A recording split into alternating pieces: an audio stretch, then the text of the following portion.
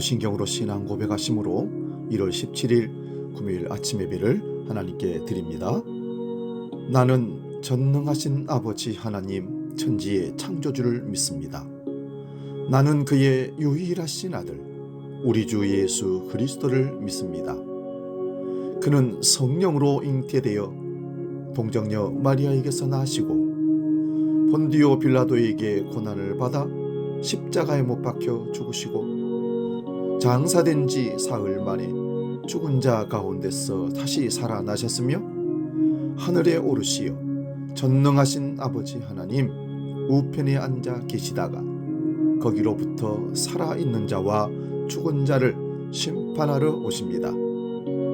나는 성령을 믿으며 거룩한 공교회와 성도의 교제와 죄를 용서받는 것과 몸의 부활과 영생을 믿습니다. 아멘.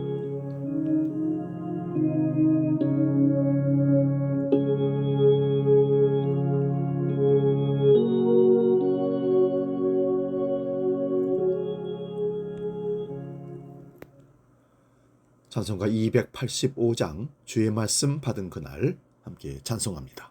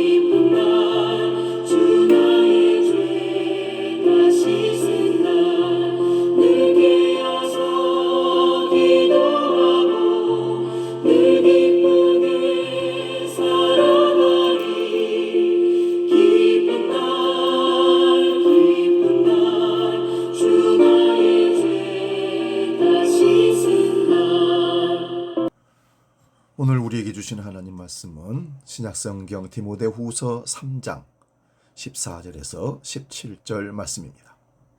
신약성경 346면에 있습니다. 디모데후서 3장 14절에서 17절 말씀, 제가 봉독할 때 살아계신 주님의 음성을 들을 수 있기 바랍니다. 봉독합니다. 그러나 너는 배우고 확신한 일에 거하라. 너는 네가 누구에게 배운 것을 알며 또 어려서부터 성경을 알았나니 성경은 능히 너로 하여금 그리스도 예수 안에 있는 믿음으로 말미암아 구원에 이르는 지혜가 있게 하느니라. 모든 성경은 하나님의 감동으로 된 것으로 교훈과 책망과 바르게 함과 의로 교육하기에 유익하니 이는 하나님의 사람으로 온전하게 하며 모든 선한 일을 행할 능력을 갖추게 하려 함이라. 아멘. 봉독한 말씀으로 살아있는 주의 말씀, 이런 제목으로 말씀의 은혜를 나눕니다. 종교개혁은 빼앗긴 성경을 성도들에게 돌려주는 하나님의 위대한 은혜의 역사였습니다. 중세시대의 성도들은 성경을 볼 수도 없었고 읽을 수도 없었습니다. 가톨릭 사제들이 모든 성경을 독점했고 평신도들이 성경을 읽을 수 없도록 사어인 라틴어로 모든 성경을 바꾸어 버렸기 때문입니다. 성경을 알고 읽는 것이 왜 중요하냐 하면 하나님의 뜻과 계획을 아는 것이 바로 이 성경을 통해서이기 때문입니다. 하나님의 뜻과 계획을 알고 그 뜻과 계획에 동참할 수 있게 되고 그리고 비로소 그 큰 은혜를 누릴 수 있게 되기 때문입니다. 그러므로 성경을 돌려받은 종교 개혁은 과히 그리스도인들에게 하나님의 측량할 수 없는 은혜의 사건입니다. 그러나 오늘날에는 성경을 빼앗기지도 않았고 성경의 언어가 자국어로 다 쓰여져 있는데도 성도들이 성경을 읽지 않는 안타까운 상황에 처한 현실입니다. 종교 개혁을 완성한 믿음의 선배들이 통탄해야 할 일입니다. 뿐만 아니라 이로 인해 성도들이 잃어버린 것이 너무나 많습니다. 다윗은 시편에서 하나님의 말씀이 가지는 능력에 대해 찬양을 합니다. 하나님 말씀은 완전하고 확실하고 정직하며 순결하고 정결하고 진실합니다. 그래서 영혼을 소성, 즉 살아나게 한다는 것입니다. 우둔한 자, 어리석은 자에게 분별력을 가지게 하고 마음을 즐겁게 합니다. 그리고 눈을 밝게 합니다. 여기서 눈을 밝게 한다는 것은 하나님을 바라볼 수 있도록 한다는 것입니다. 또한 영혼까지 이르게 한다는 것은 흔들림 없이 굳건하게 서도록 하는 것이고, 의롭도록 하는 것은 하나님의 뜻을 행하도록 한다는 것입니다. 다윗은 평생을 하나님 말씀과 함께 한 사람입니다. 그래서 그는 그의 삶에서 이러한 말씀이 주는 능력을 경험한 삶을 살아가게 됩니다. 그래서 그는 이렇게 고백합니다. 시편 19편 10절입니다. 금 곧 많은 순금보다 더 사모할 것이며 꿀과 송이꿀보다 더 달도다. 다윗이 이러한 고백을 신약 말씀과 연계해서 우리에게 적용해 볼 수 있습니다. 성경이 주는 귀한 유익들, 능력들입니다. 먼저 말씀을 통해 믿음을 주십니다. 말씀은 우리에게 믿음을 주는 통로가 됩니다. 우리가 믿음이 무엇이냐고 묻는다면 대부분의 답은 믿음의 대상에 대해 얘기를 합니다. 그러나 믿음의 대상만큼 중요한 것이 믿음의 내용이라고 할 수 있습니다. 우리가 하나님을 믿는다고 말하면서 그분에 대해 모른다면 그것은 올바른 믿음이라고 할 수 없습니다. 우리는 성경에 기록된 하나님과 그의 행하신 일들, 그리고 예수 그리스도의 구원의 사역과 주의 말씀들을 믿는 성도들입니다. 두 번째는 말씀은 삶의 기준을 세웁니다.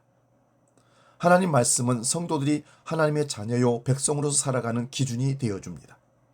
이 기준이 없다면 하나님의 백성이나 아닌 사람들이나 모두 같은 모습일 수밖에 없습니다. 우리가 말씀을 알 때 우리 안에 기준이 세워지고 그것을 통해 우리의 삶의 모습 속에서 말씀이 살아서 교훈이 되고 때론 책망이 되며 우리를 바르게 하고 의롭도록 인도하여서 하나님의 사람으로서 살아가도록 인도해 주십니다. 그래서 말씀이 살아있다고 고백할 수 있는 것입니다. 세 번째는 구원의 확신을 가지도록 합니다. 많은 사람들이 하나님이 주신 구원에 대한 확신을 가지지 못하며 신앙생활을 합니다. 우리가 구원의 확신이 없는 이유는 구원에 대한 하나님의 말씀을 모르거나 믿지 못하기 때문이라고 말할 수 있습니다. 성경은 우리에게 지속적으로 믿음으로 말미암아 받은 구원의 능력에 대해서 분명하게 얘기합니다. 우리의 모습을 통한 자격이 아니라 예수 그리스도의 구속의 역사로 말미암아 주신 은혜의 힘을 로마서나 갈라디아서, 골로새서, 빌립보서, 에베소서 모든 성경에서 계속해서 얘기를 합니다. 그러니까 진짜 성경을 알면 우리는 구원에 대한 의심을 가질 수 없고 그 구원의 확신 가운데 서게 되는 것입니다. 그리고 더 우리의 자격이 없음을 보일 때마다 그 은혜에 감사해서 우리의 삶의 모습을 돌이켜 가도록 만드는 것입니다. 네 번째로 사명으로 살아가도록 우리를 이끄는 것이 말씀입니다. 우리가 성경을 읽어가면 우리를 향한 하나님의 뜻, 예수님의 뜻, 예수님의 계획하심이 보이게 됩니다. 우리가 어떻게 살아야 하는가, 어떻게 사는 것이 주님이 원하시는 삶인가를 볼 수 있게 되는 것입니다. 다르게 말하면 삶의 방향이 세워진다고 할 수 있습니다. 그리고 그 꿈에 반응해서 새로운 비전들을 가지게 됩니다.